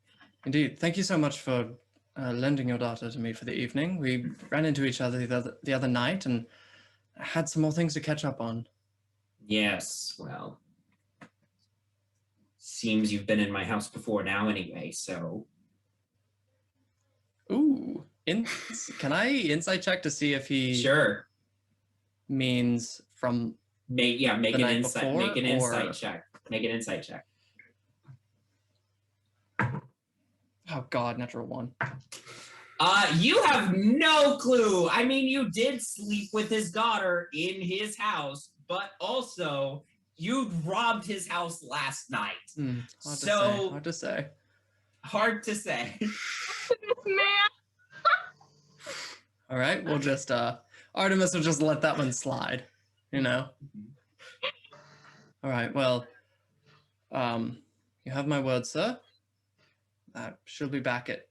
Oh God, what's a reasonable time to be for her to be back by? You say she'll be back by, and you hesitate, and she says, "I'll be back when I'm back.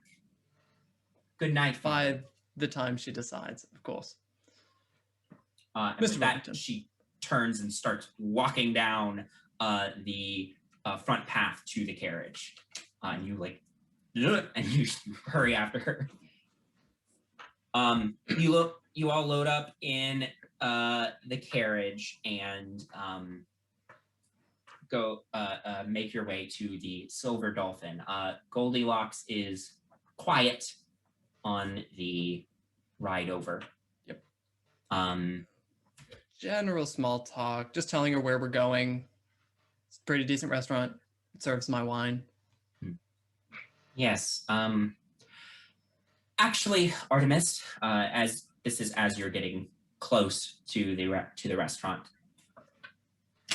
Look, to be honest with you, I just want to have a meal and a conversation with you. Because clearly there was a misunderstanding the last time we met, and I would like to clear it up. Yes, that was a very unfortunate time for my internet to have a hiccup. If we did not fully understand what the DM just said. She says, actually, Artemis, I just want to have a meal and a conversation with you. Last time Yes. when we met, there was clearly a misunderstanding. And I would like to clear that misunderstanding up. I'm glad we seem to be on the same page for this evening. You arrive at the restaurant and are taken to your table where you made your reservation. And you order your food and wine and that sort of thing all comes to the table. At what point would you have given her the flowers, or have you not given her the flowers yet? Well, it was going to be at the door, but she ran away, so probably in the carriage. Great. Yes. So you handed her the flowers in the carriage. She's like, thank you.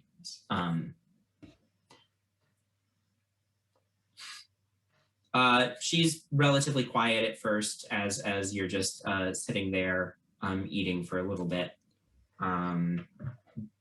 Does Artemis try to break the silence, or are you going to let her? Yeah. So, there are a handful of things that I owe you an apology for on many different levels. The first is seeing you last evening. That was unfortunate. A bit of business, as we discussed, wrapped your father with things we don't necessarily need to discuss, What exactly are you involved in, Artemis? And she sort of leans forward. Honestly, I wish I fucking knew. I wish I knew. There was and he's gonna straight up come clean to her. There was a man when I first gone to town. Soon after we met, actually. A man by the name of Andrew. He was telling me he didn't have much, and he took care of a lot of people that didn't have much. And as I've been traveling and getting to know the real world, not just the stuff that is presented to you or I realized I could do something. So I helped out, and that help required a favor. So I needed to pay that back. Is there anyone listening to us? Make a perception check. I I assume you're speaking relatively quietly, but go ahead and make a perception check. Yeah.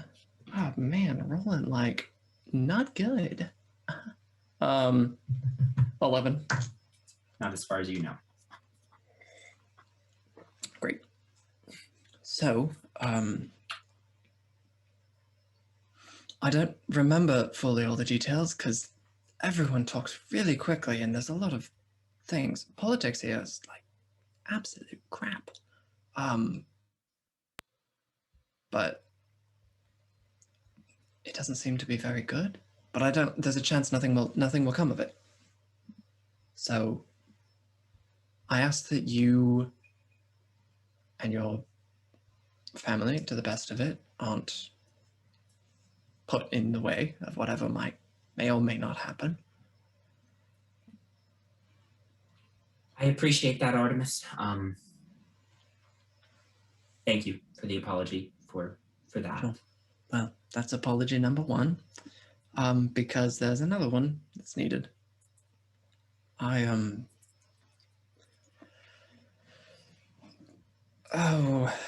You and I were victims of very unfortunate timing and circumstance.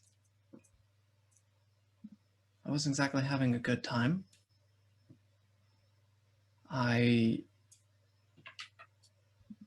A bit ago, I learned that my father was murdered, and we didn't really leave things on the best terms. And I kind of put two and two together, and despite all of his commanding and domineering restrictions on my life, which I feel that you might resonate with, is my father. His family, and there's a chance another of my family had something to do with why he's no longer with us. So I wasn't in a very good place, and I lost control. Doesn't justify it. I'm not perfect. And Sometimes so I'm very close to perfect, but not then.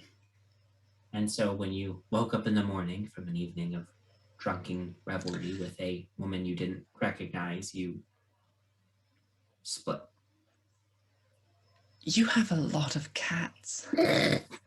And that seemed... I got overwhelmed and knew that mistakes were made and thought that by ignoring it and running away, I'd never have to deal with it again.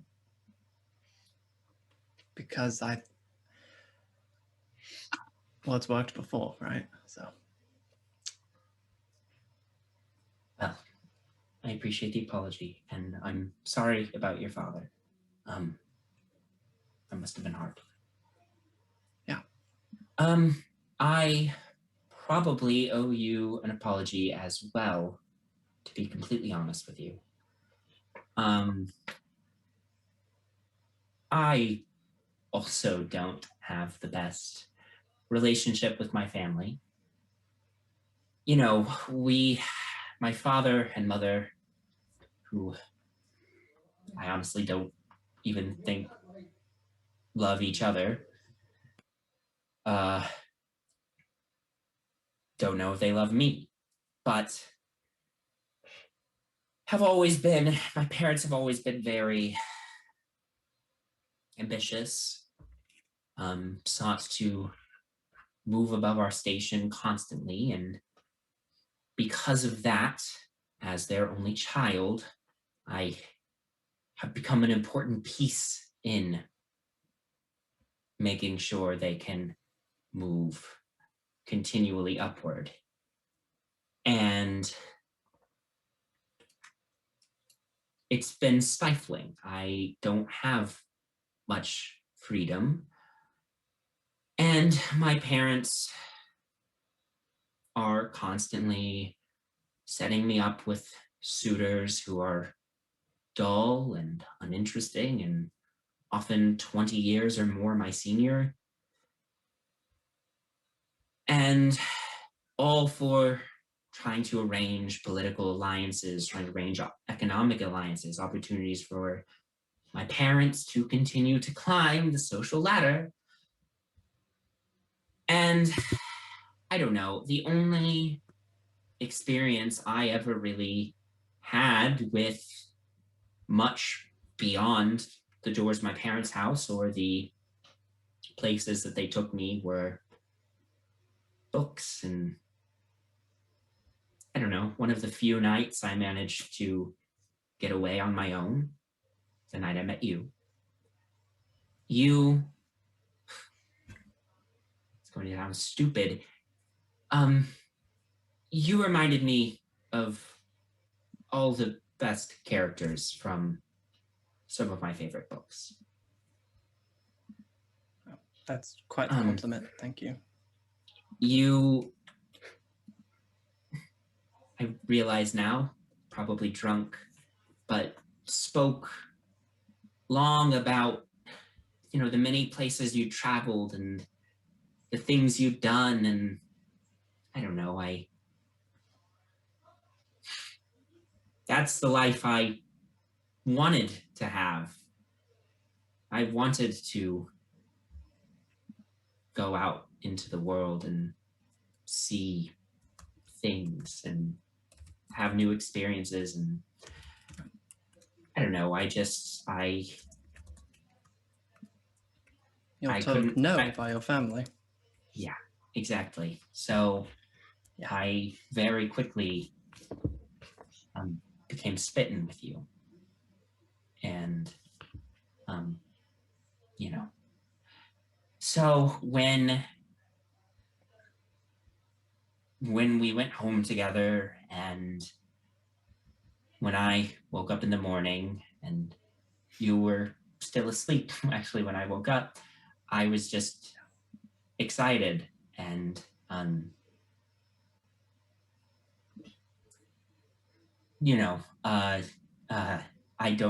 I'm sure it was maybe a bit of a fog for you, being as hungover as you were, likely. I'm actually pretty good at handling my alcohol, but Well, it was confusing. yes. I Well, haven't really gotten swept away like that in a long time. yes. Well, regardless, I stepped out of the room, and when I came back, you weren't there, and it hurt at first, and then you were already like a character from a story, so I thought maybe you'd been pulled away by something. It hadn't been your choice, and I don't know, I constructed more story to fill the void. I didn't have much of anything else, and I put too much into a single night of meeting a person. That's not, and I put too much expectations on that. And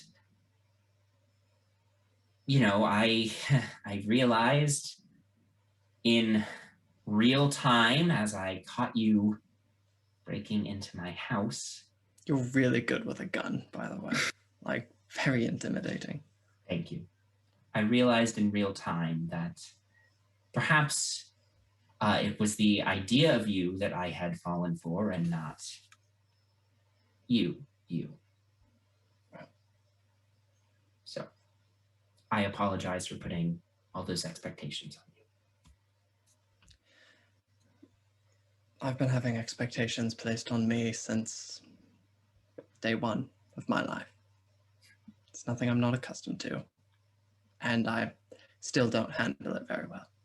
In fact, I think I actively attempt to flaunt them. So, to saying screw expectations then. Cheers to that, Artemis. And you clink your glasses and enjoy your meal and your drink. It gets a little easier to converse after that. At one point in the evening, it's towards the end of dinner, and Goldilocks just sort of sighs and says, I want to get out of there. I want to get out of my parents' house, but I don't know how. And I wish I had a way out. I'm not sorry. It's just hard. I know.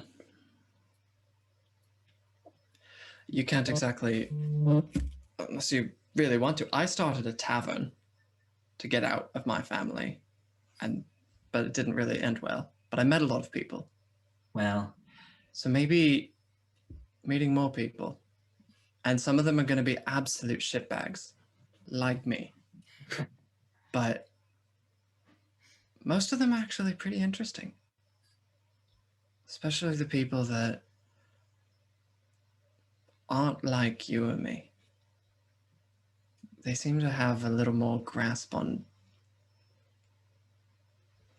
I don't know yet, but there's something. So for what I know now, that's what I recommend. As for your father, you don't have a brother, so he's not going to kill him. I don't recommend trying to get rid of him. It really doesn't go well down the line. I will keep that in mind. Thank you, Artemis. Not hard to forget that one. Sure. And with that, the evening comes to a close. You escort her back home. You part on good terms. Mm-hmm. If you ever do need anything, I tell her where I'm staying. It's not permanent. It's not home. Thank you.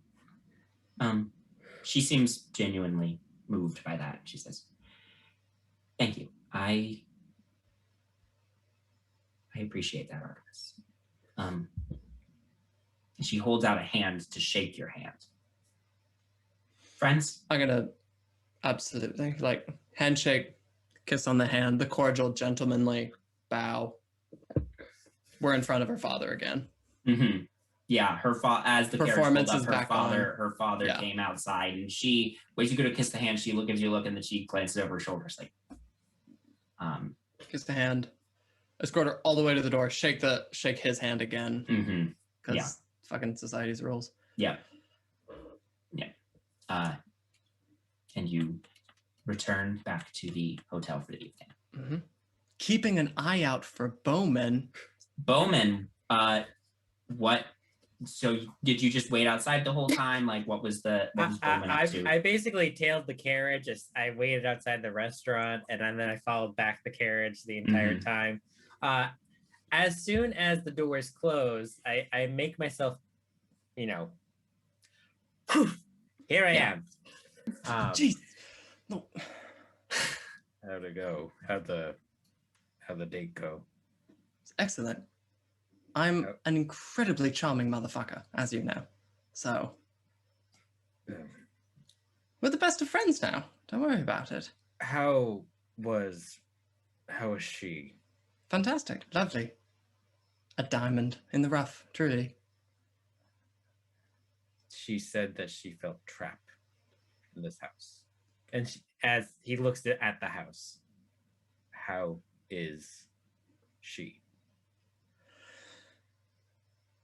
She could be better. Families are hard.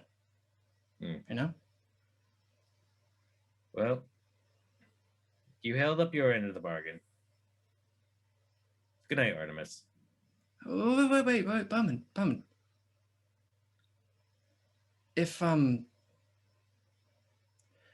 don't want to say something that's gonna make you put a crowbar through my nose, but... Well, I have these fancy clothes. I have nowhere to put a crowbar. But I still have 2 fists, so be aware of that.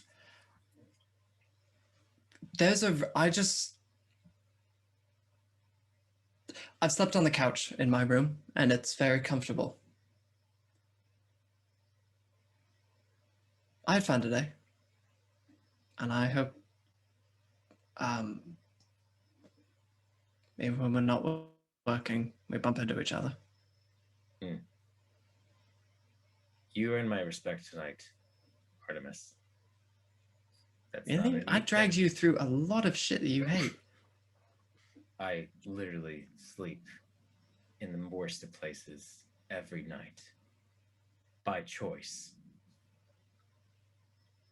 You earn my respect. If you see me, you can approach me and address me by name. And I will talk friendly to you. Because I consider you a nice acquaintance at this point. And Bowman takes out the rose he actually bought at the flower shop before and leaves it at the front of the manor out front. I hope that little bird gets free from her cage eventually. Oh, out front of the Wilmington Manor? Yeah. Okay.